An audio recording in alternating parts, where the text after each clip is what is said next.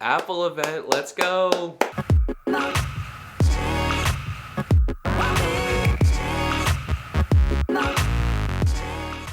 So today is Tuesday, March 8th of 2022, and that means that today was Apple's first event of the year. They have about 2 or 3 of these each year, and they're honestly some of like my favorite days.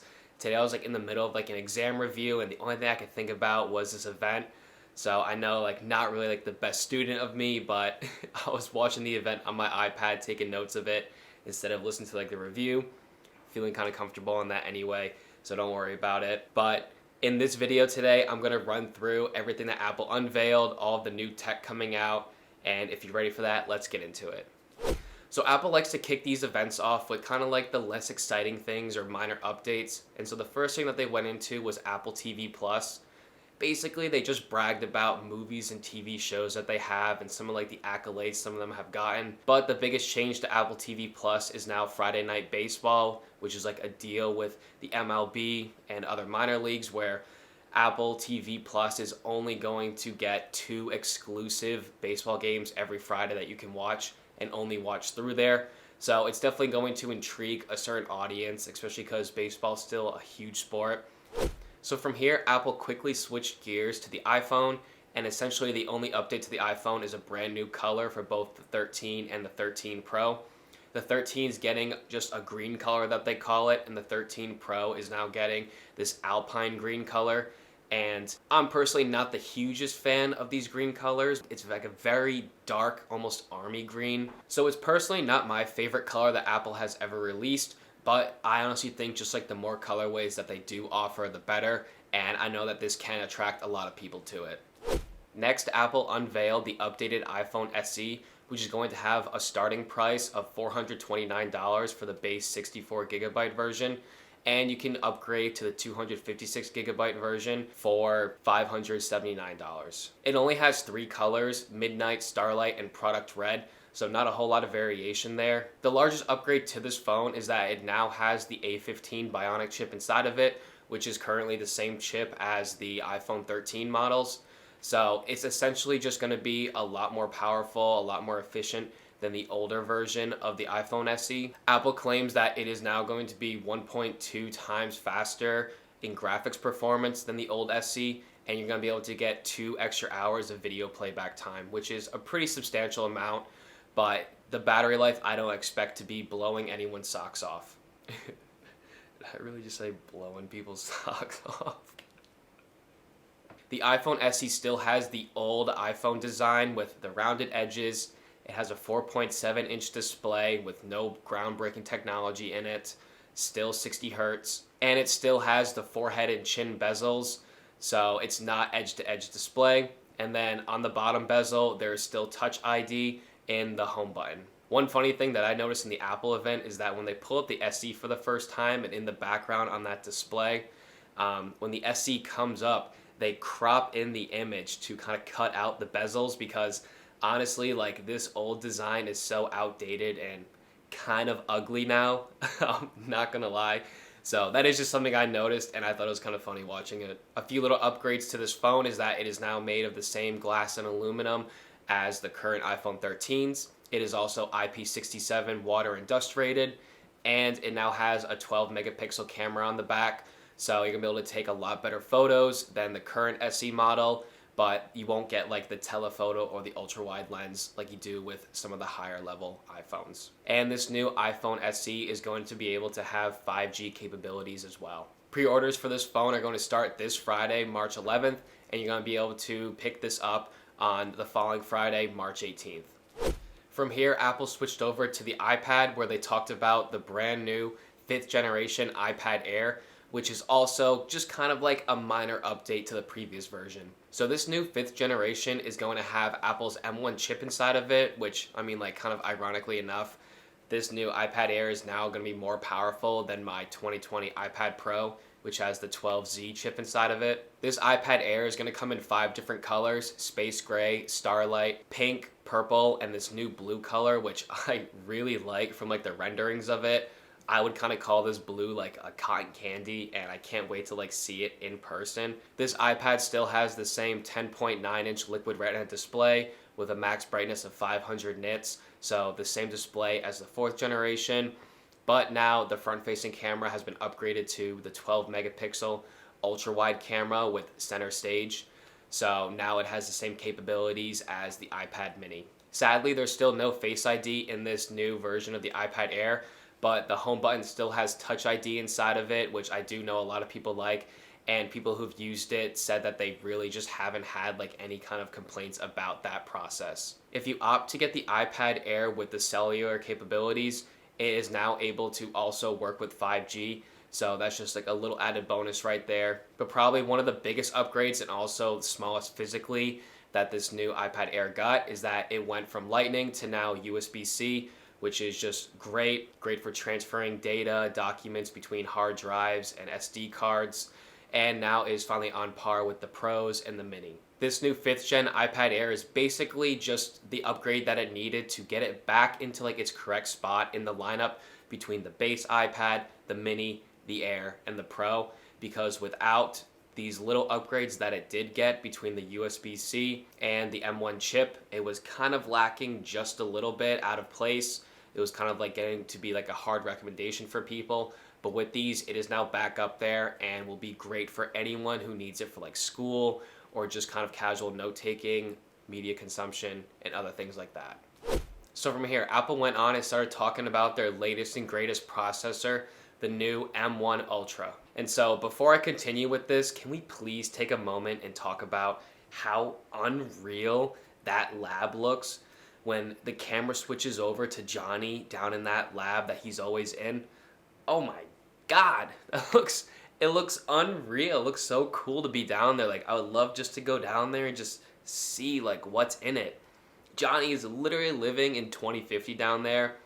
They probably have so many things like behind the scenes in the works, and I don't know, that's just me like fanboying about it. So this new M1 Ultra chip is essentially two M1 Maxes that are linked together through a bridge and a die-to-die connection that Apple's calling Ultra Fusion. So the custom-built architecture that connects the two chips to make up the Ultra, Apple claims allows for like seamless transition between one chip and another, and you don't lose that efficiency that most processors end up losing when there's two chips involved. So to quickly run through the specs of this new M1 Ultra chip, it has a 20-core CPU with 16 performance cores and 4 efficiency cores. It has 48-core GPU, 32 neural engine cores for machine learning, and up to 800 gigabytes per second of bandwidth. And the new Ultra also has 114 billion transistors in it. Yeah, like B for billion. Man, like I can't even like wrap my brain around that, let alone like manufacturing one of these chips. That is such a large number, and just honestly like it's so crazy to think about, and like no wonder why these chips are just that powerful. This M1 Ultra is quite literally twice as powerful as the M1 Max, which I have not gotten my hands on yet, but just from like all like the videos I've seen and reviews of it, that M1 Max was already like blowing people's minds, and so just a few short months later, they've already like doubled that power with this new M1 Ultra. So from here, Apple went on just to showcase the power of the M1 Ultra chip with this like highly produced video. And one scene that really stood out to me was of this fabric in this software, and just like the way it zoomed in on the fabric, the way it moved, the way it was able to animate, it almost looked real. And it's honestly insane just like how crazy and how far technology's come in such a short period of time.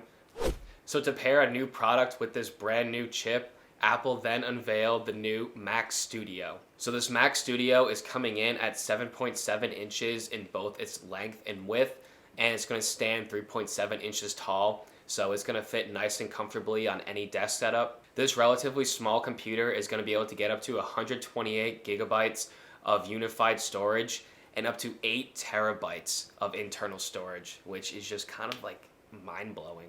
The Mac Studio is going to be able to power 4 external Pro Display XDRs, which each has a resolution of 6K, and an additional 4K TV through its HDMI port. So it's going to be able to do this with all the ports it has on the back, So it's coming with 4 separate Thunderbolt 4 ports. It's going to have a 10 gigabit Ethernet port, 2 USB-A ports, an HDMI port, and a 3.5 millimeter headphone jack for high impedance headphones. So this Studio is going to come in 2 different configurations. You can either get it with the M1 Max chip or the M1 Ultra chip. And so depending on that, there's also 3 ports in the front.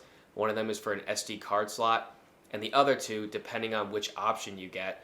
So if you get the M1 Max, those 2 ports will just be regular USB-C ports. But if you get the M1 Ultra, then those 2 ports will be Thunderbolt 4 as well. The Studio is also going to have a built-in speaker, which I'm really curious as to how it's going to sound because it's quite small and I imagine it sounding similar to like what a HomePod would be. So as you can imagine, coming from Apple's top of the line, you're going to have to pay a pretty penny for these.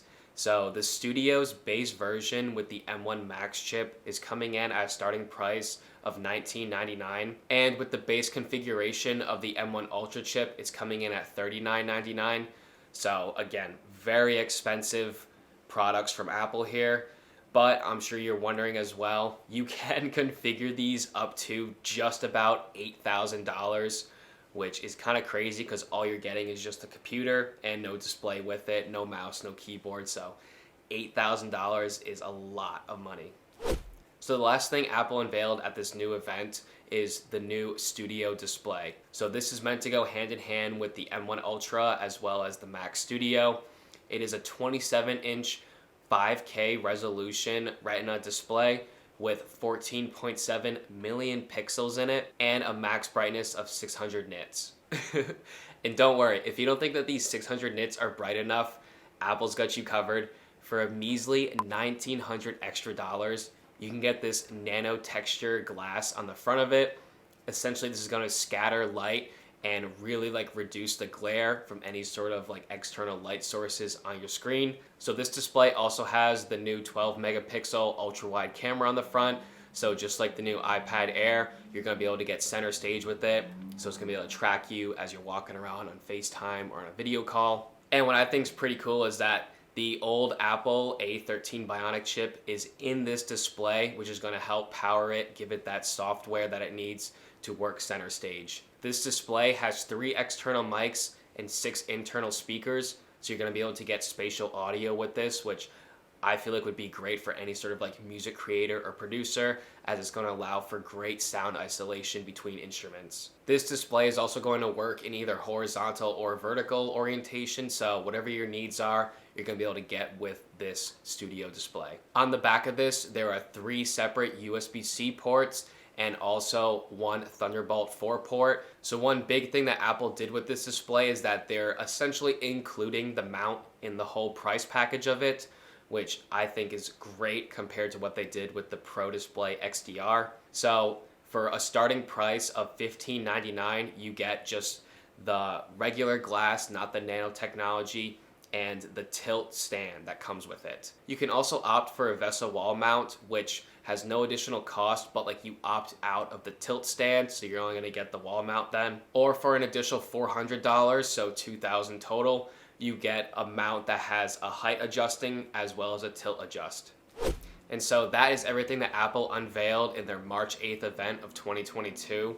Again, a lot of it was just like minor upgrades between the new color of the iPhone, the new upgraded iPhone SE with no change in design, just overall across the table, just spec bumps around.